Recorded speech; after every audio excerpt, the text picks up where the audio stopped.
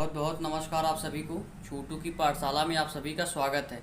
मैंने मॉर्फोलॉजी का लेक्चर पूरा अपलोड कर दिया था। कॉकरोच का एक पहला पार्ट जो था उसमें पूरी मॉर्फोलॉजी कंप्लीट हो गई थी। अब हम धीरे धीरे करके एनाटॉमी को एक या दो वीडियो में ख़त्म कर देंगे। एनाटॉमी में पढ़ना क्या है हमको? नर्वस सिस्टम पढ़ते हैं, एक्सक्रीटरी सिस्टम पढ़ते हैं, रेस्पिरेटरी सिस्टम पढ़ते हैं, कॉकरोच का यही सब पढ़ते हैं।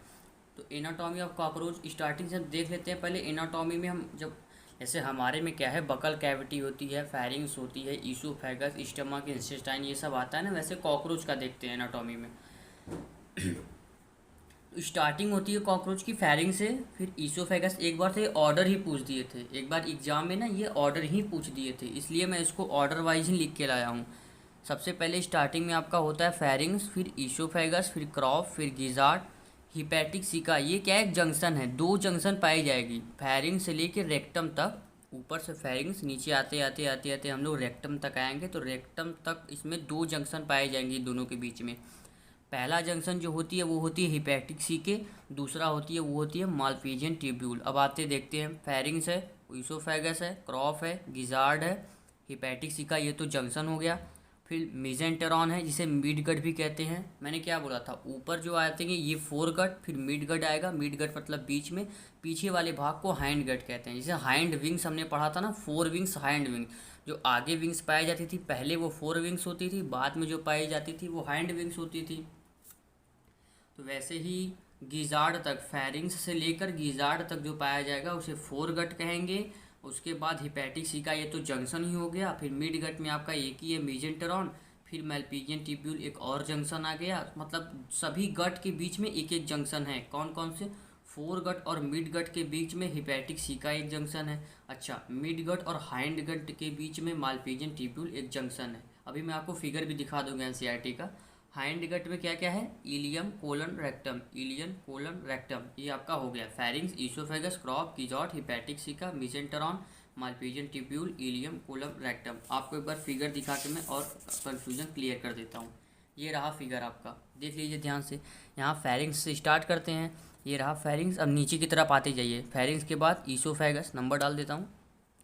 पहला हो गया फेरिंग्स, फिर दूसरा हो गया ईसोफेगस, तीसरा क्रॉप, चौथा गिजार्ड। ठीक है। अब ये देखिए यहाँ पे ऐसे ऐसे धागे जैसी संरचना निकली है ना, ऐसे ऐसे ऐसे। इधर भी ये क्या है? जंक्शन। यहाँ भी एक धागे जैसी संरचना निकली है, ये क्या है?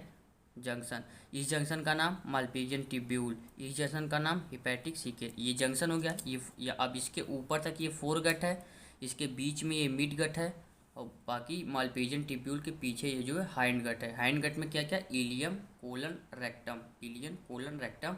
ये मालपीजियन ट्यूब्यूल जंक्शन की तरह काम कर दिया, हिपैटिक सिका जंक्शन की तरह। ये fore gut, mid gut, hind gut. Clear हो गया। अब जंक्शन याद रखेंगे किस किस बीच में कौन सा जंक्शन पाया जाता है। अब बढ़ते हैं आगे। अब थोड़ा कुछ और बातें देख लेते हैं कि कुछ चीज़ों के बारे में उनका फंक्शन क्या है वो देख लेते हैं। जैसे आपने देखा ये गीजार्ड है ना, ये गीजार्ड है। क्रॉप के बाद गीजार्ड है। क्रॉप जैसे थैला जैसा स्ट्रक्चर दिख रहा है, ऐसे लग रहा है इसमें काफ़ी जगह है, चीज़ें स्टोर हो सकती हैं। तो क्रॉप में जो होता है वो स्टोरिंग ऑफ फूड होता है। फूड ऐसे लग रहा है ना, पूरा स्ट्रक्चर देखिए, जैसे लग रहा है काफ़ी जगह है। इन सब से में तो सबसे ज़्यादा जगह हमें यही लग रही है। तो इसमें काफ़ी चीज़ें आप स्टोर कर सकते हैं। जो भी खाना पीना ये कॉकरोच खाएगा उसमें स्टोर कर सकता है। तो मतलब क्रॉप में स्टोरिंग ऑफ फूड होगी। अब गिजार्ड जो है, गिजार्ड ग्राइंडिंग का काम करता है। जो खाना वो खाता है क्रॉप, उसको पीसने का काम, ग्राइंड करने का काम करता है गिजार्ड। गिजार्ड को आप समझ लीजिए एक मिक्सचर है, एक मिक्सचर है। जो मिक्सचर आता है ना, ऐसे मसाला पीसने वाला, लाइट घुमा दीजिए पूरा नाचने लगता है। तो वैसे ही गिजार्ड एज अ मिक्सचर है, पीस देता है खाने को जिससे ईजिली एब्जॉर्ब हो सके। इसमें सिक्स, कितने नंबर याद रखिएगा, सिक्स हाईली काइटिनियस टीथ होते हैं। अब मिक्सचर पीसेगा तो उसमें टीथ होंगे, तभी तो चीज़ों को अच्छी से पीस पाएगा। तो सिक्स हाईली काइटिनियस टीथ होते हैं। नंबर याद रखिएगा, सिक्स हाईली काइटिनियस टीथ होते हैं।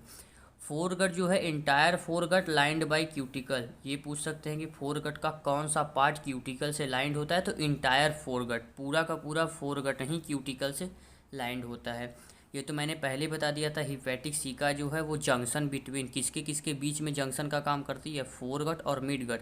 और मिडगट और हाइंड गट के बीच में कौन सा जंक्शन का काम करती थी? Malpighian tubule. ये चीज़ें हो गई। अब देखिए एक और बात है, याद रखिए, हिपैटिक सीका जो है वो सिक्रीट करती है डाइजेस्टिव जूस को। एक ऐसा जूस जो डाइजेशन में हेल्प करे, एक ऐसा जूस जो डाइजेशन में हेल्प करे, उसे हिपैटिक सीका रिलीज करती है। हिपैटिक सीका को आप गैस्ट्रिक सीका भी कह सकते हैं, ये उसका दूसरा नाम है। दोनों में सीका सीका आ रहा है तो उसे कंफ्यूज नहीं होंगे आप। मालपीजियन टिब्यूल क्या है? एक्सक्रीशन में काम आता है। मालपीजियन टिब्यूल मैंने बताया था ना, इंसेक्ट्स में मालपीजियन टिब्यूल एक्सक्रीशन का एक बहुत बड़ा एग्जाम्पल है। हमारे में जैसे एनस होता है वैसे जो किडनी वगैरह हो गया ना, एक्सक्रीशन में हमारे में किडनी वगैरह यूज होती हैं, वैसे एक्सक्रीटरी ऑर्गन के तौर पे इसमें मालपीजियन ट्यूब्यूल्स का यूज होता है। यह थिन होती है, फिलामेंटस होती है, येलो कलर होती है। थिन होती है, फिलामेंटस होती है, येलो कलर होती है, 100 से 150 इन नंबर। एक्सक्रीशन फ्रॉम हीमोलिम्फ, आगे हम देखेंगे ये सब क्या है हीमोलिम्फ वगैरह। क्रॉप तो बता ही दिया, स्टोरिंग ऑफ फूड। अब बढ़ते हैं आगे।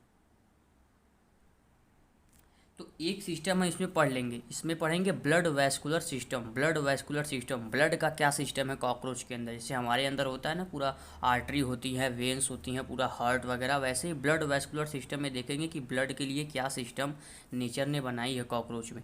सबसे पहली बात कि जो ब्लड वैस्कुलर सिस्टम है, जो ब्लड का सर्कुलेशन है वो ओपन टाइप है। ओपन टाइप मतलब उसके लिए कोई स्पेसिफिक आर्टरी या वेन्स में से ब्लड नहीं जाएंगी। ऐसे ही सारे जो ऑर्गन्स है वो ब्लड में बाथड होंगे, डूबे हुए होंगे। हीमोसील क्या है, ध्यान रखेंगे, टर्मिनोलॉजी याद हो जाएगी तो आधा टेंशन दूर हो जाएगा। हीमोसील आपका क्या है? Where blood vessels are open. Haemocoel मान लीजिए ये एक ऐसा जगह है, सारी ब्लड वेसल्स आके इसमें ओपन हो रही हैं, ठीक है, तो हीमोसील उसको कहेंगे। अब हीमोलिम्फ क्या है? हीमोलिम्फ मतलब विसरल ऑर्गन। जैसे हीमोसील जो हुआ बार्स इन ब्लड, ये एक प्रकार के जैसे सारे आ गए, जहाँ ओपन हुए उसे हीमोसील कह दिए, जहाँ ओपन हुए उसे हीमोसील कह दिए। अब सारे जो ऑर्गन्स है विसरल, वो bathed in blood in the sense कि ब्लड सारा बॉडी में ब्लड पूरा भरा हुआ है, उसमें डूबे हुए हैं ऑर्गन। ब्लड भरा हुआ है बॉडी में, उसमें ऑर्गन डूबे हुए हैं, तो उसको क्या कहेंगे? उसको कहेंगे हीमोलिम्फ। हीमोलिम्फ अब अपने लिम्फ से कनेक्ट कराइए। हमारे अंदर होता है ना, ब्लड होता है, प्लाज्मा होता है, लिम्फ होता है, वैसे ही कॉकरोच के अंदर भी हीमोलिम्फ पाया जाता है, जो कि कलरलेस प्लाज्मा है, जो कि कलरलेस प्लाज्मा है। और हीमोसाइट्स कलरलेस प्लाज्मा दोनों को मिला देंगे तो हीमोलिम्फ बनेगा। मैंने लिखा ना, haemolymph colourless plasma plus haemocytes, इन दोनों को मिला के हीमोलिम्फ बनता है। अब एक आध दो चीज़ और देख लेते हैं। साइनस क्या होता है? साइनस कॉकरोच में ब्लड के एंट्री का पॉइंट है। एक सेकेंड, साइनस कॉकरोच में ब्लड के एंट्री का पॉइंट है और आस्टिया के थ्रू ओपन भी होती है, एग्जिट भी होती है। ब्लड एंटर करेगा साइनस के थ्रू, एग्जिट करेगा साइनस के थ्रू, ठीक है। साइनस के थ्रू ही ब्लड एंट्री भी करेगा, एग्जिट भी करेगा ऑस्टिया की तरफ, ठीक है। साइनस, ये याद रखेंगे। साइनस एक ऐसा पॉइंट है कॉकरोच में जहाँ से ब्लड एंटर करती है और एग्जिट करती है, ठीक है। हार्ट के कितने चैम्बर होते हैं? जैसे हमारे ह्यूमन बॉडी में हार्ट के 4 चैम्बर होते हैं ना, 2 आर्टरिया 2 वेंट्रिकल, 2 एट्रियम 2 वेंट्रिकल, ठीक है। वैसे ही हार्ट में 13 चैम्बर होते हैं कॉकरोच में। हार्ट में 13 चैम्बर होते हैं, ठीक है। यहाँ क्लास को ओवर करते हैं। अब हमें पढ़ना है respiratory system, excretory system, nervous system, कुछ और हैं, तो प्रयास करेंगे कि एक ही क्लास में उनको सबको ख़त्म कर दें, ठीक है। मिलते हैं अपने नेक्स्ट लेक्चर में, तब तक के लिए बहुत बहुत नमस्कार।